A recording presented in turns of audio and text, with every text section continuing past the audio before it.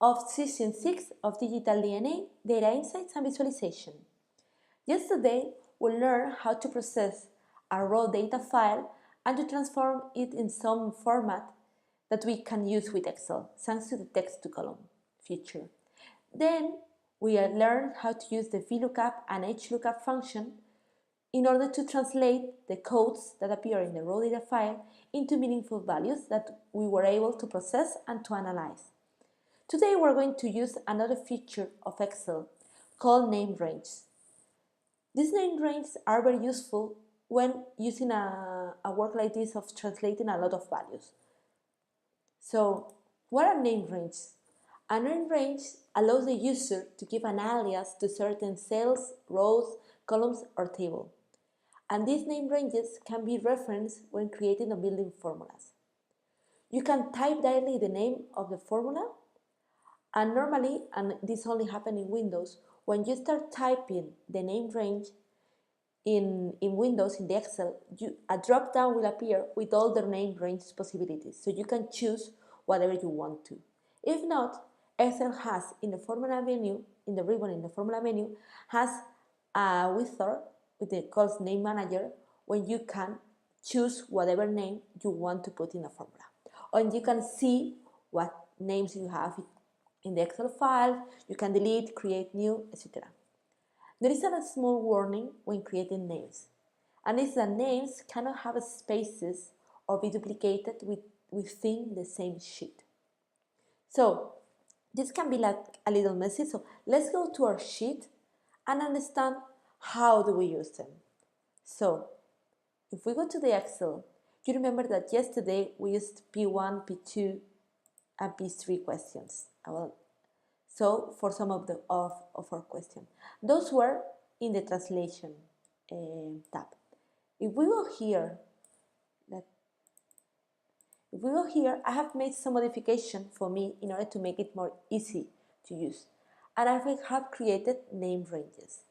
You can see the name ranges because if you select the cells that are within a name, the name will appear here in the formula bar. Or if you go to formula and go to here to the name range, you can define or apply, and you can create from selection. You have the wizard open. So if you click here, you see which are the names that are created in the workbook. If I choose P1, I see that this is range. Okay? And I can create more or delete here. Okay, so how do we use it in the formula? You can see that in the formula here in the Excel, because I have uploaded to you the Excel that I'm going to use here, the formula has changed from the one that we used yesterday. You see here, we have the VLOOKUP, the value that we were looking for, and here in the right, we don't have the reference, the cells reference like yesterday. We have a name. This name is the name range. So you can see how easily you can rewrite the formula by changing just the name of the formula. Let's try with P4. The first thing that we are going to use is we are going to create the name range for P4. So let's go here. The first thing we're going to do it in both ways, okay? The first thing I'm going to do is, I'm going to select the range. You see here I don't have anything, so this means that this range has not a name. And I'm going to type P4 code. Okay? Click enter. And then I have a name. If you go here to the name manager and I want to define name or apply name, if I want to apply names, I have here the list. And I have here P4. P4 has just been created. So that's perfect. And if I go here to the date translated set, what I can do is,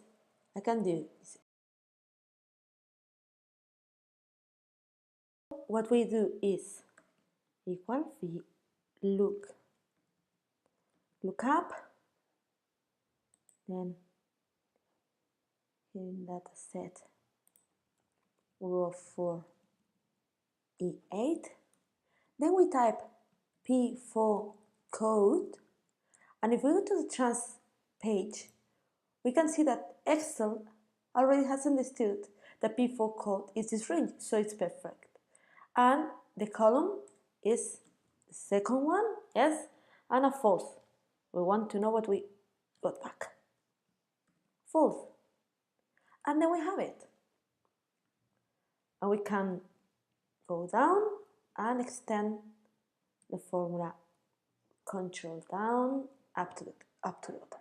Okay, that's perfect. We have created a name and we have used it in our code. And you can see how easily this is here, and we can so easily change the formula, etc. So let's try with the next question and see how we can change everything up and translate everything. So this is P6, we have it here, and instead of typing here the name, we're going to create it from the manager. Okay, so formula, define name. So you have to go probably in Windows to create name. So we're going to define name, and actually Windows is very clever. He has already taken a name, the name here above the range. So that's perfect, and the range is correct. So let's click OK. Our name already appears here, so our name is created. And let's go here, and what we are going to do is we are going to extend the formula. We're going to copy the formula here, paste, and instead of using the P4, we're going to type P6. Wow, and we have already created the formula, and it's translating. So you can see how easily, if you create the name ranges, you can translate this. And if you always use, for example, the same parameter, the codes are going to be the same, and the question probably are going to be similar always. Maybe one or two are going to change, but they're going to be very similar. So if you have like a translation sheet like this with all the name ranges created, you can just keep the formulas here and everything will work perfectly. So that's great. You see, this is a very good feature of Excel when using data file.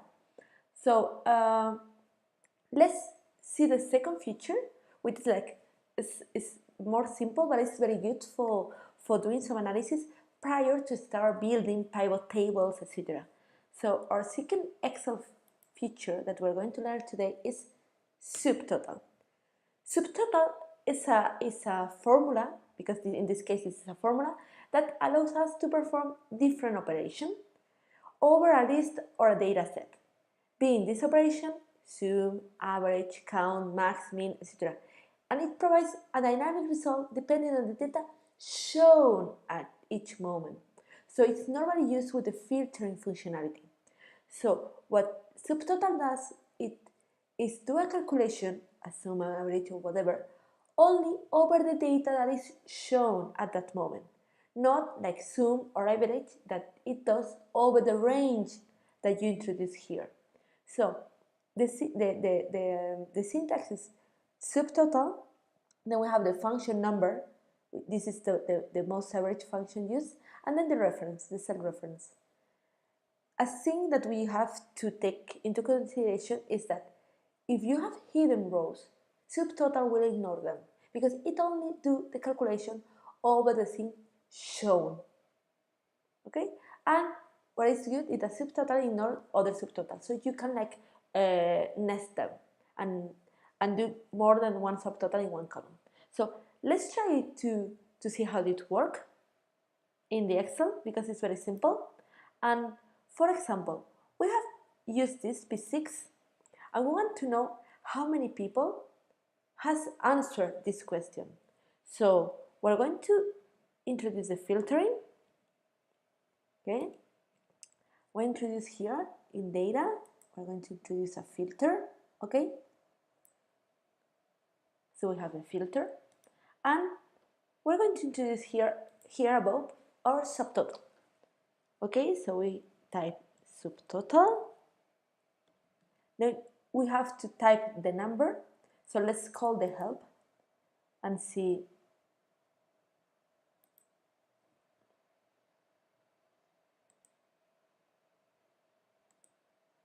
Here, let's call the help and see if you can give us some more hints about the numbers. So this is, okay, the function number, the number 1 to 11, etc. Let's ask for more help. In Windows, it's more easy because you have a drop-down that shows us all the different choices.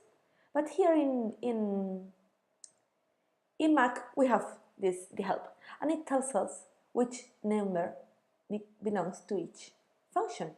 So in this case, we're going to use count A.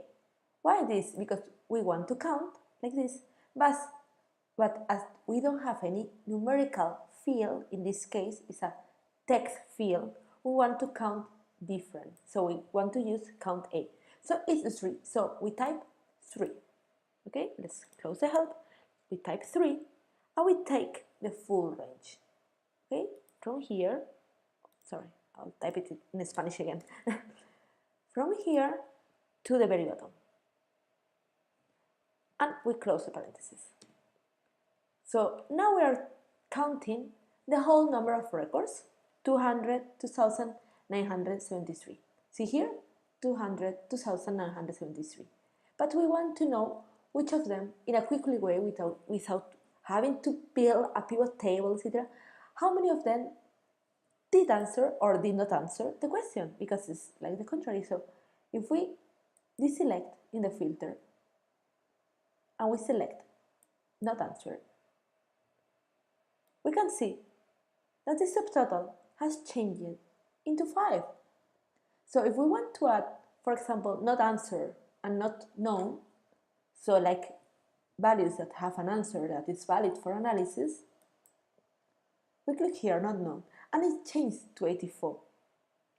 So as you can see, subtotal is very useful when you want some more information on the data without having to create a pivot table to analyze every single field.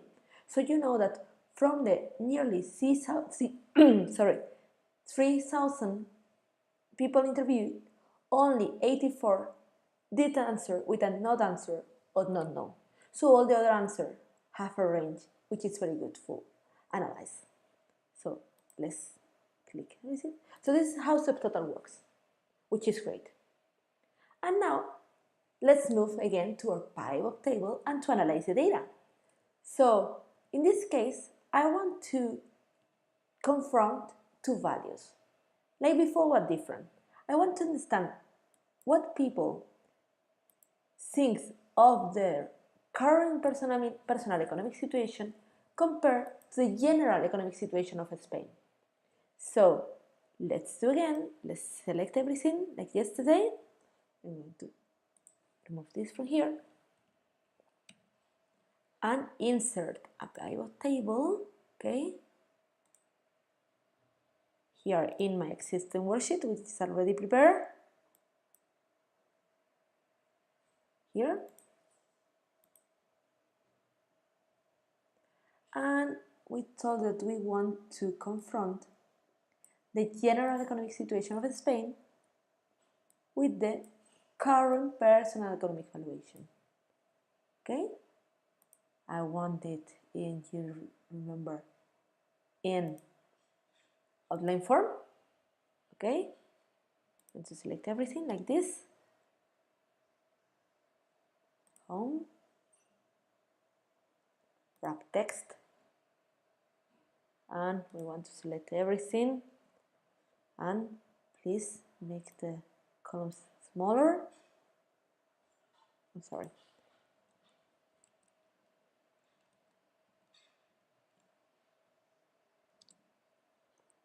Make the columns smaller. Here we have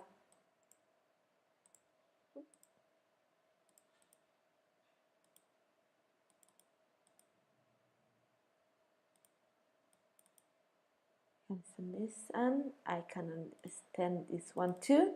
Great. And I want to again sum the number of people that answer. Count, not sum, remember. Field setting. Click and count. Okay, I have my nearly 3,000 people that answered the question. Okay, and I have again this kind of table. I'm going to sort it again very quickly. Okay, I know that you can do this by heart. right now. The end. But you know, we have this, and yesterday we had to start doing like a lot of tables with percentages, etc. Excel, I mean, Excel gave us the pivot table. It has to be something more beautiful or more quick to this kind of analysis. And there it is. There is some functionality that Excel provides us to do that kind of visual analysis that we want to do very quickly. Let me finish with this. Not answer. No, not answer. Move to the end. And you know, that functionality is very simple, and it is right here in the home ribbon, right before our eyes. And it's called conditional formatting. Conditional formatting means that you can give some format to the cells based in one condition. So you can highlight cells that are higher than a certain number, or you can highlight the top 10 values of a table, something like that. But if we select the range that we want to study and we go to conditional formatting has a lovely functionality, which is the color scales. So it allows me to give a color scale like this: green, yellow, red, which to a certain type of table. So with this, at this green, yellow, red, I know that green is the highest value and red are the lowest value. So visually, I can have this very easily. I mean, I know that green color, etc., is very clear for many people, but you have to make sure that colorblind people can understand your graphic. And if you have met any colorblind person, you know that when they have green and red and yellow together, they see nothing. So this is why Excel provides us with this blue, white, red. So if we use this instead, we have the same pattern, but with colors that are allowed to people, that colorblind people can see them. So if you see here, we can see very, very, very easily that the main group of people has answered that they are in the same personal situation that the country. So that makes sense. However, we have other strong blues here, which means that here, which is the second strongest one, that people who think that they are in an average economic situation think that the country is bad, is in a bad situation, which means that the people think that they are better than the country. We can see that behavior here also in good, because many people think that they are in a good economic situation, but the country is in an average. So that means that I'm better than the country. And that can be seen here also, because there is many people, that thinks that they are good while the country is bad. So that gave us a hint of how the people has answered this. So it means that they tend to be optimistic about their situation. People in Spain, or at least the people that has been surveyed in this survey, tends to think that they are better than the country. So let me give us another kind of formatting that is very useful and is going to be useful for you. Not only the color, you can also have icons. You can choose an icon like this, or dots, or star, or whatever. So you have a lot of functionality here. And if you want to create or manage the rules, you have here the manage rules functionality. When you want to, here you see we have this formatting. We can delete it like this. It's very simple. And if we click OK, we're going to delete it. So it's very easy. If you want to do the formatting, do the analysis, and then go back to the normal state, it's very easy. And if, for example, I want to change from the color scale to this type of symbols, I just delete the rule and create the symbol, and I can see here. For example, you see the green arrows are the same values as before. You can choose whatever you want, whatever you prefer to see better the information. You have also the data bars, which allows you to have bars. Oh, sorry, because I just showed this too. You can see also the data bars, which allow you to see, like, you know, like how this value is related to the other thanks to a bar, which is very useful. You can choose whatever you want. This is very useful, and it's going to help you to answer to the question for today, which is using conditional formatting. Please study which is the relationship between the assessment of the general political situation in Spain, P6, and the degree of confidence in the current president of the government, P17. Thank you and bye-bye.